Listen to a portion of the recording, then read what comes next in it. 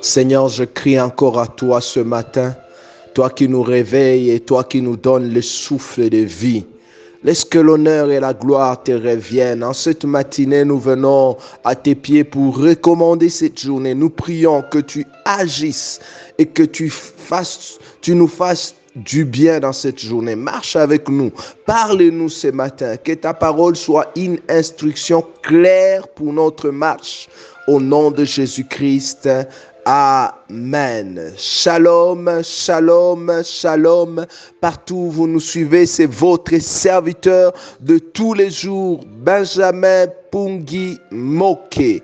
Nous sommes en train d'aborder ce merveilleux thématique que j'ai intitulé du libérateur au divertisseur. Et là, nous sommes en train de parler de Samson. Dans le livre de Juges, chapitre 16, versets 21 à 25, la Bible dit ceci: les Philistins les saisirent et lui crevèrent les yeux.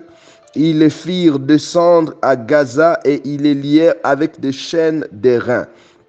Ils tournaient la mêle dans la prison.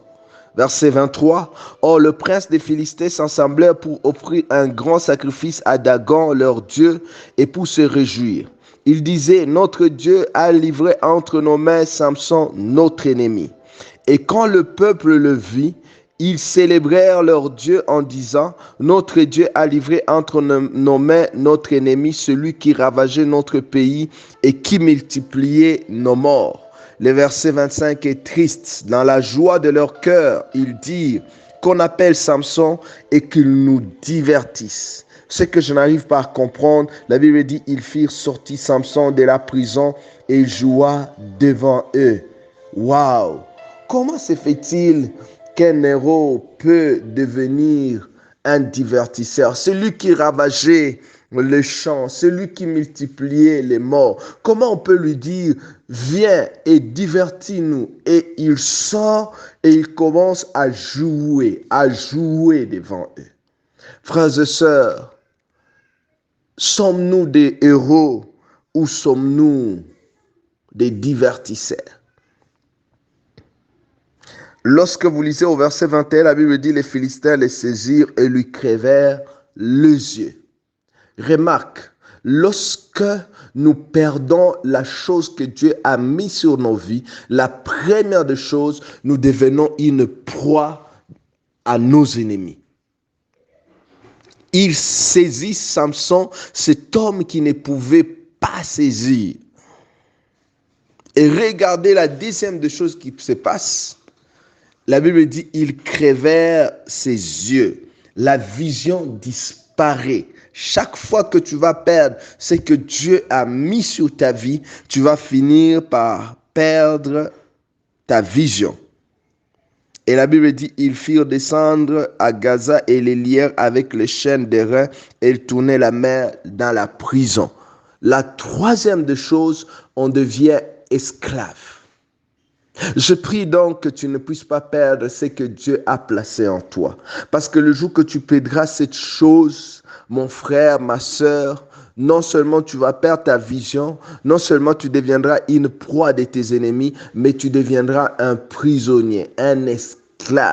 Tu n'auras aucun droit. Ce qui valorise notre vie, c'est la chose que Dieu a mis à nous. C'est cette grâce, c'est cette faveur. Généralement, nous ne nous rendons jamais compte du bienfait de Dieu aussi longtemps que nous ne sommes pas encore esclaves, esclaves de l'ennemi, esclaves du péché, esclaves du monde. Je prie donc pour quelqu'un ce matin qui ne perde pas la chose que Dieu a placée en lui. Mais qu'est-ce qui a fait que Samson en arrive là? Qu'est-ce qui a fait que Samson devient cet objet de plaisir pour ses ennemis? Frères et sœurs, la chose qui a fait ça, c'est le manque de discipline. Samson n'était pas discipliné. Samson, c'était un naziréen. Un naziréen, c'est-à-dire un consacré à Dieu. C'était des gens qui étaient mis à part pour Dieu, des gens qui appartenaient à Dieu. Et dans Nombre chapitre 6, si vous les lisez, ces gens avaient une certaine réglementation. La discipline, au fait, c'est l'ensemble d'attitudes ou de mesures que nous devons suivre et pratiquer. Et il y avait une réglementation pour les Naziréens. Et parmi ces réglementations, la Bible nous montre que les Naziréens ne devaient jamais couper ses cheveux.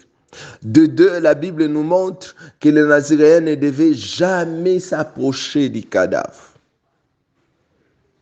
Même pas participer à la mort d'un de proches. Mais qu'est-ce qui se passe dans la vie de Samson? Un jour, il tua le lion. Et encore, je veux nous montrer que chaque fois que Samson faisait quelque chose, c'était pour prouver qu'il était puissant.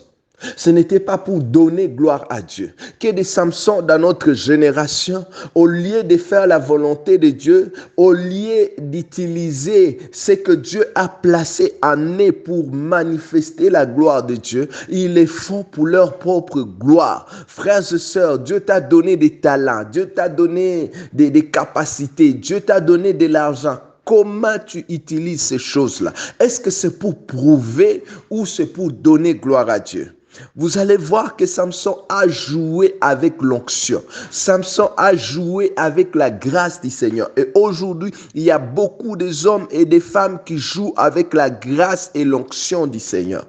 Je nous pose une question ce matin. Sommes-nous disciplinés? Sommes-nous conscients que ce que Dieu nous donne, il nous les donne pour sa gloire et non pas pour prouver aux gens que nous sommes beaux, que nous sommes grands, que nous sommes puissants? Frères, Dieu nous demandera des comptes pour toutes choses qu'il a mis à notre disposition. J'aime dans Ecclésiaste lorsque il écrit aux jeunes gens. Il dit, jeunes gens, réjouis-toi au jour de ta jeunesse. Ecclésiaste 12. J'aimerais que nous puissions lire cela.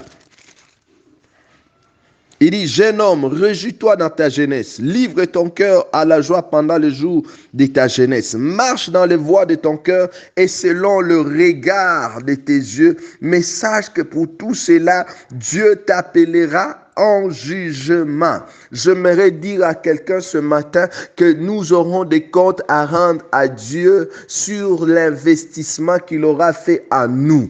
Réjouissons-nous de toutes ces choses que Dieu a investies en nous. Réjouissons-nous de la grâce que Dieu nous a donnée. Mais sachant que nous aurons des comptes à rendre à Dieu. Dieu te demandera, je fais de toi chef d'entreprise. Je fais de toi ministre. Je fais de toi, je ne sais pas, PDG, entrepreneur. Je fais de toi, je ne sais pas, intelligent. Mais qu'as-tu fait de cette grâce que je t'ai donnée? Mes frères et sœurs, ne soyons pas des seconds Samson, des hommes qui jouent avec la grâce que Dieu nous a donnée. Sommes-nous disciplinés? Demain, je vais continuer avec la discipline, mais je prie que Dieu nous aide, que Dieu soutienne quelqu'un et que Dieu bénisse ces messages dans nos cœurs. Seigneur, s'il te plaît, aide-nous à prendre conscience que nous aurons des comptes à te rendre. Aide-nous à prendre conscience que tout ce que tu nous donnes, c'est pour manifester ta gloire. Dans 1 Corinthiens, tu dis, oh, que tout ce que vous faites, faites-le pour la gloire du Seigneur. Que nous ne fassions pas les choses pour notre gloire,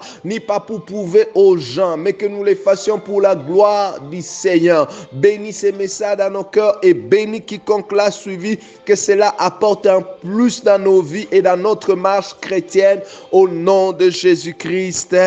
Amen. S'il vous plaît, partagez ces messages, partagez-les à vos amis, à vos proches, et que Dieu vous bénisse, vous qui partagez nos messages. Vous avez besoin du soutien dans la prière, besoin d'une orientation, besoin de quoi que ce soit. N'hésitez pas de nous appeler à notre numéro habituel, plus 243 97 12 51 728. Nous sommes au bureau Marie Asbel, non loin de Linigom, Kinyumba, en République démocratique du Congo, dans la ville de Goma. Nous serons ravis si vous y passez.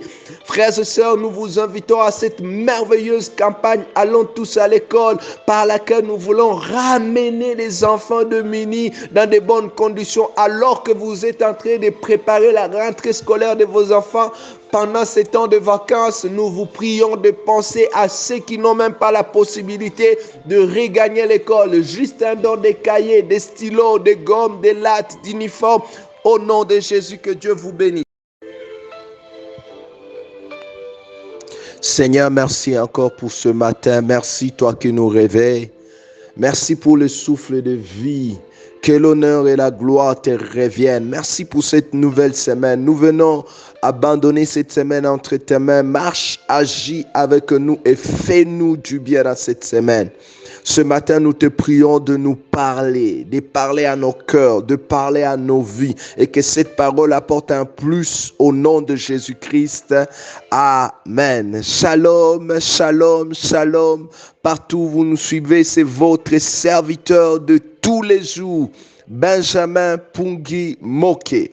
Ce matin, avant de commencer, nous aimerions nous excuser énormément pour tout ce temps que nous n'avons pas pu émettre à cause de différentes responsabilités familiales qui ne nous ont pas permis de partager. Mais nous croyons que Dieu est là. Merci pour votre présence.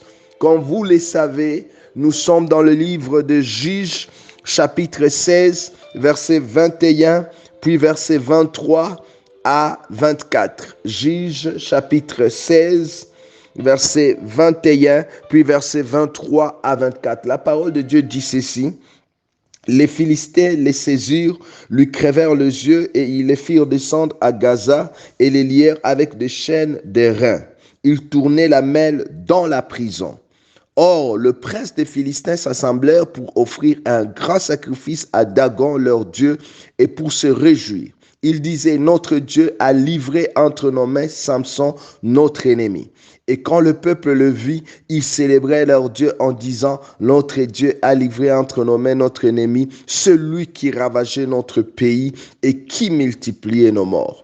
Dans la joie de leur cœur, ils dirent qu'on appelle Samson et qu'il nous divertisse. Ils firent sortir Samson de la prison et il joua devant eux et ils les placèrent entre les colonnes, parole du Seigneur. C'est la fin tragique de ce grand homme, ce grand héros qui s'appelle Samson. Les Philistins eux-mêmes reconnaissent qu'ils multipliaient leurs morts, qu'ils ravageaient leurs champs. Mais ce qui est malheureux au verset 24, la Bible dit qu'on dise à Samson qu'il vienne et qu'il nous divertisse. Et ce qui je n'arrive pas à comprendre, la Bible dit Samson sortit et il joua comme une marionnette devant les Philistins. Cet homme grand, puissant, qui apportait la terreur dans les camps des Philistins, devient un objet de moquerie, de divertissement. Et c'est comme ça que nous avons intitulé notre sujet du libérateur au divertisseur. Et ce matin, la grande question que je nous pose en cette semaine, que chacun de nous devra se poser, comment allons-nous finir la marche avec le Seigneur? Comment sera notre fin? Est-ce nous allons la finir en héros ou en divertisseur? Samson a commencé comme un héros, mais il a fini sa course en divertisseur. Bien-aimés, sachez que dans la marche avec Dieu, il est possible de bien commencer et de mal finir. D'ailleurs, plusieurs sont ceux-là qui commencent bien et qui finissent mal. Paul, dans Galates chapitre 5, verset 7, il n'arrive pas à comprendre ce qui se passe chez les gens de Galates. Et il leur pose cette question. Il dit, vous couriez bien. Qui vous a arrêté pour vous empêcher d'obéir à la vérité? Frères et sœurs, vous avez bien commencé la marche chrétienne. Qu'est-ce qui vous a arrêté? Qui vous a arrêté? Est-ce nous courons encore bien comme auparavant? Avons-nous toujours le même zèle, la même ardeur? Avons-nous toujours le même engouement que nous avions au début de notre marche chrétienne? Est-ce que nous courons encore comme auparavant? C'est la question que je nous pose ce matin et que Dieu est en train de te poser. Avez-vous toujours la même considération de choses sacrées? Avez-vous toujours la même consécration? Avez-vous toujours le même dévouement, la même dévotion? Frères et sœurs, qu'est-ce qui vous a arrêté en cours de chemin? Qu'est-ce qui a fait que vous arriviez là où vous êtes aujourd'hui? Est-ce que nous sommes toujours dans le bon chemin? Quand l'ange écrit aux sept églises, j'aime lorsqu'il parle à cette église d'Éphèse. L'église d'Éphèse avait plusieurs caractéristiques. Premièrement, elle était persévérante. Deuxièmement, elle ne supportait pas le méchant. Troisièmement, elle éprouvait les faux apôtres. Quatrièmement, elle a souffert à cause du nom de Jésus-Christ. Mais dans Apocalypse chapitre 2, verset 4, l'ange écrit et lui dit, « Mais c'est que j'ai contre toi, c'est que tu as abandonné ton premier amour. » Je nous pose une question, avons-nous toujours le même amour pour Dieu? Est-ce que notre amour est toujours intact comme au début de notre foi? Sommes-nous toujours zélés comme à notre conversion?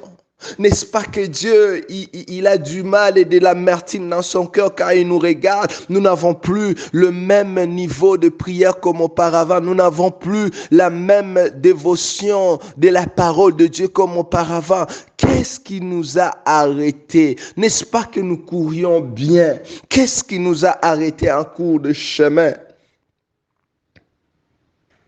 J'aime la conclusion du sage dans Ecclésiaste 7, verset 8.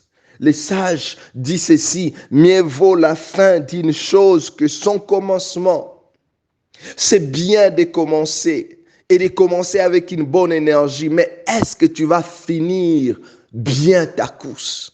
Et le sage dit, « Mieux vaut finir sa course que de bien commencer. » Je veux bien que nous puissions tous bien commencer, mais je désire encore mieux que nous puissions tous bien finir. Et aujourd'hui, Dieu nous appelle à bien finir. J'aime lorsque l'apôtre Paul écrit dans 2 Timothée, chapitre 4, versets 6 à 8.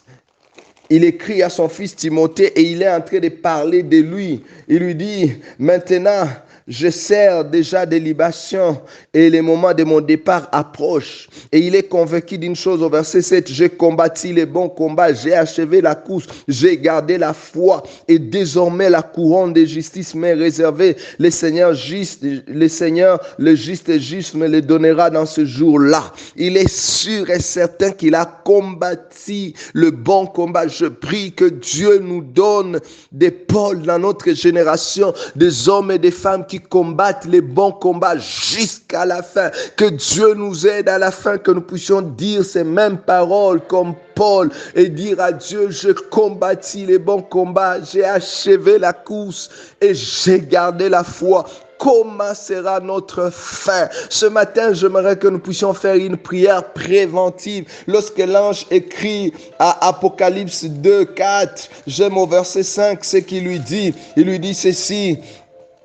Souviens-toi donc d'où tu es tombé et répands-toi et pratique tes premières œuvres. J'aimerais que quelqu'un dise, Seigneur, je reviens à toi. J'ai besoin de bien finir ma course. J'ai besoin de bien finir ma course. Je me répands d'où je suis tombé et j'aimerais que tu me relèves. J'aimerais que tu me relèves. J'aimerais que ton esprit me restaure. Seigneur, s'il te plaît, je me répands ce matin. Donne-moi une bonne fin que le commencement.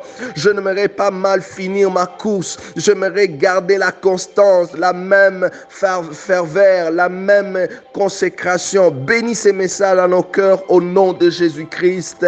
Amen. S'il vous plaît, partagez cet audio. partagez-les à vos amis et que Dieu nous aide tous à bien finir. Vous avez besoin du soutien dans la prière, vous avez des questions, des préoccupations, appelez-nous à notre numéro habituel plus 243 97 12 51 728. Nous sommes au bureau Marie Asbel, non loin de l'Inigome Kinyumba, dans la ville de Goma, en République démocratique du Congo. Nous serons ravis de vous aider. Nous vous appelons à cette merveilleuse campagne. Allons tous à l'école. Nos enfants ont fini l'année scolaire et nous voulons commencer une nouvelle année scolaire. Juste un don de cahiers, des stylos, de gomme et que Dieu nous bénisse.